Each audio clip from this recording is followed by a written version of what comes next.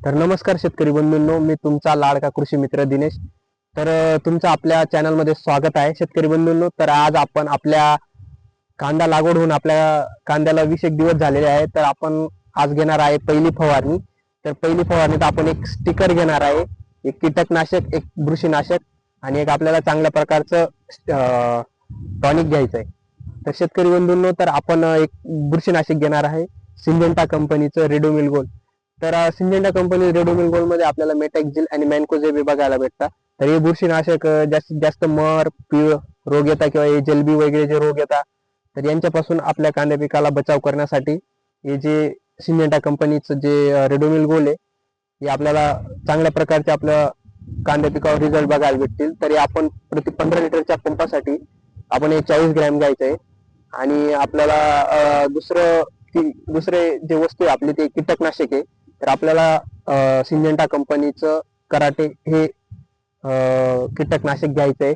तरी आपण प्रति 15 लिटरच्या पंपासाठी आपल्याला हे 20 ml घ्यायचं आहे शेतकरी बंधूंनो.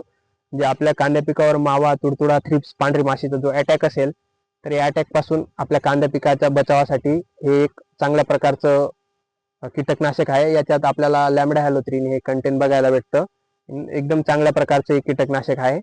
आणि शेतकरी बंधूंनो, तिसरं म्हणजे आपल्याला PI कंपनीचं बायोविटा एक्स सीविड एक्स्ट्रॅक्ट, जे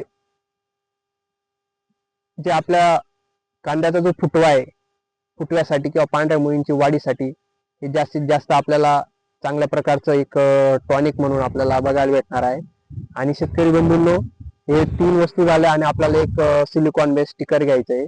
सिलिकॉन बेस स्टिकर जे आपले साधारण कृषी सेवा केंद्रावर जे भेटेल, कोणत्याही प्रकारचं तुम्ही स्टिकर घेऊ शकता. आणि याचा जास्तीत जास्त तुम्हाला आपल्या कांद्या पिकावर फायदा बघायला भेटणार आहे. तर शेतकरी बंधूंनो, असे नवीन नवीन व्हिडिओ पाहण्यासाठी शेती रिलेटेड किंवा कांद्या रिलेटेड जे व्हिडिओ आहेत ते आपण बनवणार आहे. तर असेच नवीन नवीन व्हिडिओ पाहण्यासाठी आपल्या चॅनलला लाईक, सबस्क्राईब, फॉलो करा आणि जास्तीत जास्त शेअर करा. धन्यवाद.